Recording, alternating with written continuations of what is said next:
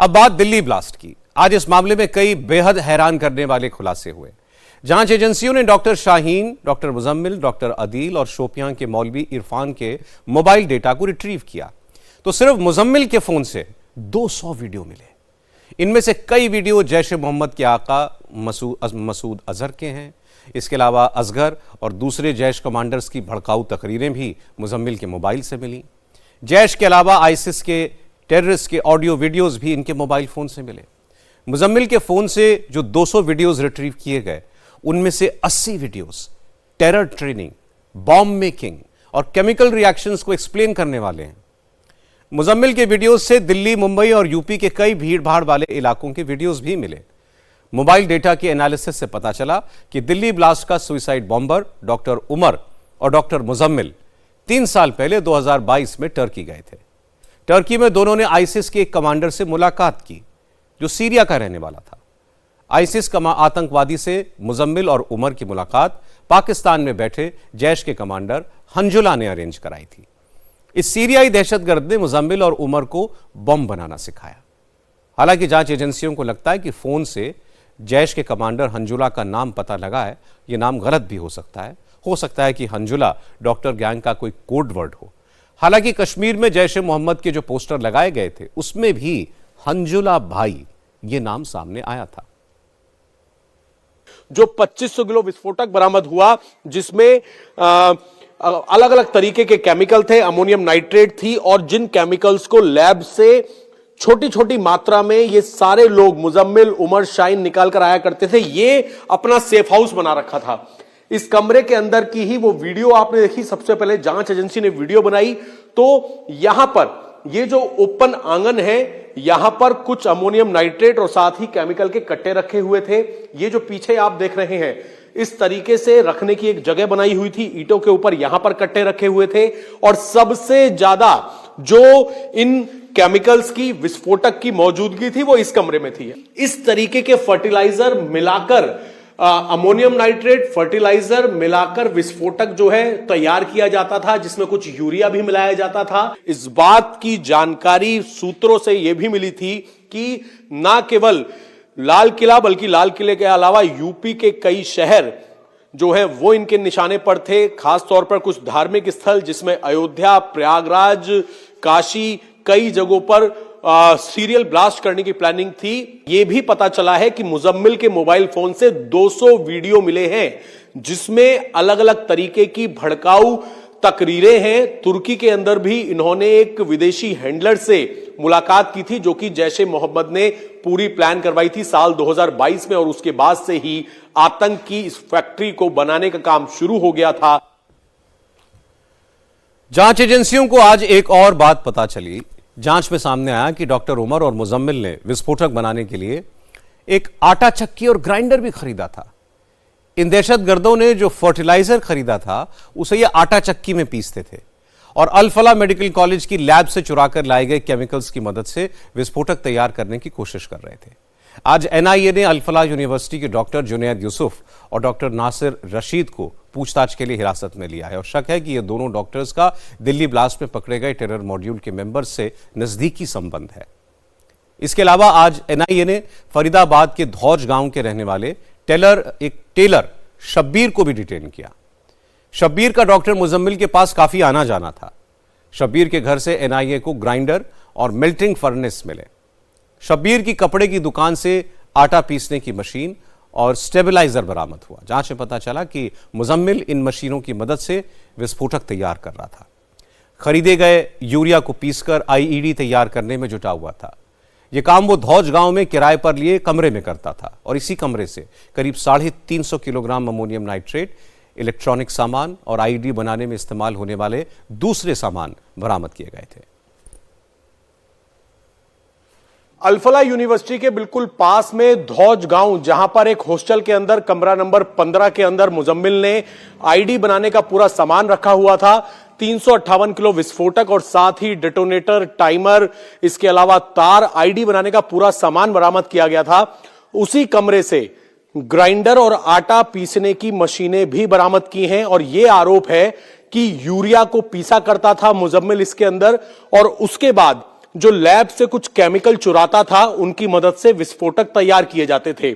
इस वक्त India TV की टीम इस बिल्डिंग में मौजूद है, जो कि धौज गांव में है। यहां पर आप देख सकते हैं किराए के बहुत सारे कमरे हैं, और इसी बिल्डिंग के अंदर एक कमरा नंबर 15, जिसके अंदर 9 तारीख को रेड्स की जम्मू कश्मीर पुलिस ने, फरीदाबाद पुलिस ने, और इसमें कमरा नंबर 15 ये जो आप देख रहे हैं, जिसमें फिलहाल ताला लगा हुआ है, यहां से जब 358 किलो विस्फोटक बरामद किया, तो उस विस्फोटक के अलावा आईडी बनाने का तमाम सामान, जिसमें मास्क, साथ ही बैटरी, डिटोनेटर, टाइमर बरामद किए, तार बरामद किए। उसके साथ ही जानकारी यह मिली है कि मुजम्मिल की निशानदेही पर शब्बीर नाम के एक ड्राइवर को पुलिस ने हिरासत में लिया, उससे पूछताछ की, तो शब्बीर ने यह खुलासा किया कि जो मुजम्मिल है वो ड्राइवर के घर पर एक नया ग्राइंडर और साथ ही आटा पीसने वाली जो एक मशीन होती है वो नई खरीद कर लेकर गया था, और ये बताया था कि उसकी बहन की शादी है और बहन की शादी में गिफ्ट देने के लिए वो ये ग्राइंडर और आटा पीसने की मशीन उसे गिफ्ट देने के लिए लेकर आया है। उसके बाद इन्हीं दोनों मशीन को मुजम्मिल लेकर आता है धौज के इस कमरा नंबर 15 में, जहां पर वो रहा करता था, जहां पर जांच एजेंसी ने तमाम तरह के विस्फोटक बरामद किए थे। सूटकेस के अंदर पैक्ड पूरी तरीके से तैयार जो विस्फोटक बरामद किए थे। अब जानकारी यह मिली है कि इसी कमरे के अंदर वो इन मशीन को लेकर आया, ग्राइंडर और आटा पीसने की मशीन को, और यहां पर वो यूरिया को इन मशीन के जरिए पीसा करता था। पीसने के बाद इन्हीं मशीन के अंदर वो दूसरे तरीके का केमिकल मिलाता था यूरिया को पीसने के बाद, और जो केमिकल यूनिवर्सिटी से वो निकालता था उसकी मदद से विस्फोटक तैयार होते थे। जांच एजेंसियों को doctor Muzammil, doctor Adeel, doctor Shaheen और आरिफ से पूछताछ में कई चौंकाने वाली बातें और पता चली। अब तक जांच में साफ हो गया है कि इस व्हाइट कॉलर टेरर मॉड्यूल की सबसे खतरनाक और शातिर मेंबर डॉक्टर शाहीन सैयद थी। शाहीन कम उम्र की मुस्लिम लड़कियों को ब्रेन वॉश करके, रेडिकलाइज करके उन्हें ह्यूमन बॉम्ब बनने की तरह इस्तेमाल भी करना चाहती थी। डॉक्टर शाहीन के मोबाइल से जो डिलीटेड डेटा रिट्रीव हुआ, उससे पता लगा कि डॉक्टर शाहीन ह्यूमन बॉम्ब तैयार करने के लिए पाकिस्तान से खास किस्म के एक्सप्लोजिव मंगवाने की कोशिश कर रही थी। इस काम में शाहीन ने हिजबुल मुजाहिदीन के आतंकियों से मदद मांगी थी। शाहीन कोड वर्ड में ह्यूमन बॉम्ब के लिए मुजाहिद जंगजू ये लिखा करती थी। इसके लिए वो ऐसी मुस्लिम महिलाओं को तलाश रही थी जिनकी उम्र कम हो, जो अकेली हो, तलाकशुदा हो। इन महिलाओं की ट्रेनिंग की जिम्मेदारी भी शाहीन ने ली और पूरे ऑपरेशन का नाम रखा था मिशन काफिर। ह्यूमन बॉम्ब तैयार करने के साथ साथ शाहीन अपने इस व्हाइट कॉलर टेरर नेटवर्क की एक बी टीम भी तैयार कर रही थी। इंडिया टीवी के संवाददाता विशाल प्रताप सिंह ने बताया कि यूपी की एंटी टेरर स्क्वाड को इस बात के सबूत मिले हैं कि डॉक्टर शाहीन अपने अलावा कुल 25 डॉक्टर्स की एक टीम बनाना चाहती थी।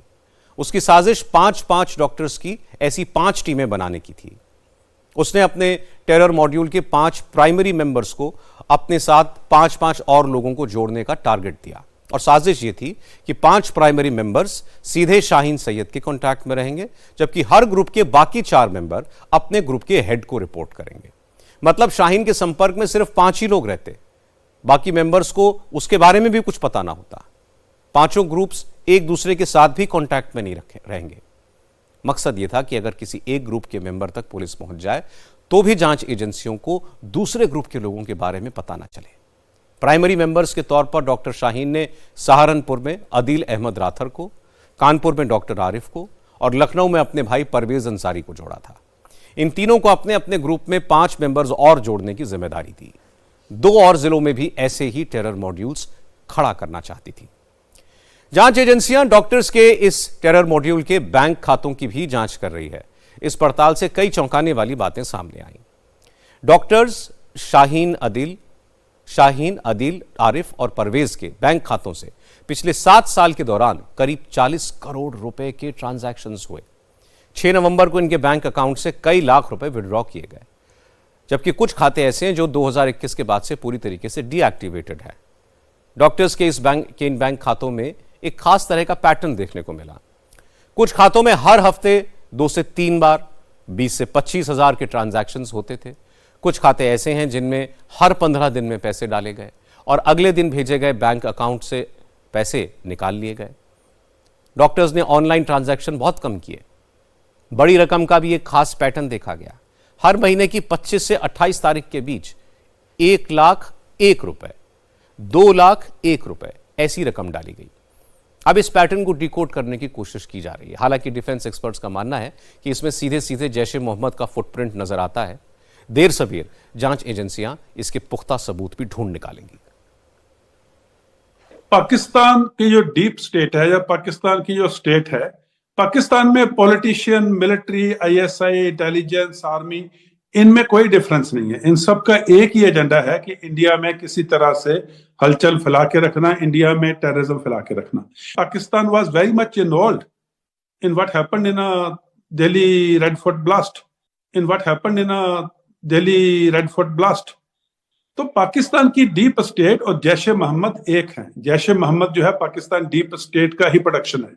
उसको सपोर्ट ही नहीं, वो पूरा उसको training, facilities, supporting, housing, funding और फिर टेररिस्ट को इन्फिल्ट्रेट करना इंडिया के अंदर, पाकिस्तान आर्मी की पोस्ट के थ्रू, लाइन ऑफ कंट्रोल या किसी थर्ड कंट्री के थ्रू। तो जैश ए मोहम्मद पाकिस्तान डीप स्टेट का एसेट है। और ये जो टेरर ब्लास्ट हुआ है, जो टेरर रिकवरीज हुई हैं, ये पूरी तरह से जैश ए मोहम्मद और टेरर पाकिस्तान सपोर्टेड है। अभी इन्वेस्टिगेशंस चल रही हैं and I am very sure proof के साथ हमारी national investigation agency NIA proof के साथ इस बात को प्रूव करेंगे। इस व्हाइट कॉलर टेरर ग्रुप के बारे में जो खुलासे हो रहे हैं, उससे उनके खतरनाक इरादों और खौफनाक साजिश का पता चलता है। सुरक्षा एजेंसियों की तारीफ करनी चाहिए कि एक छोटे से क्लू मिलने के बाद पुलिस ने जम्मू कश्मीर से लेकर सहारनपुर और फरीदाबाद तक इस टेरर गैंग के ज्यादातर मेंबर्स को पकड़ लिया। इनका एक साथी उमर मर गया, लेकिन बाकी मेंबर्स की पूरी कुंडली अब खंगाली जा रही है और जल्द से जल्द इनके सारे साथी पकड़े जाएंगे।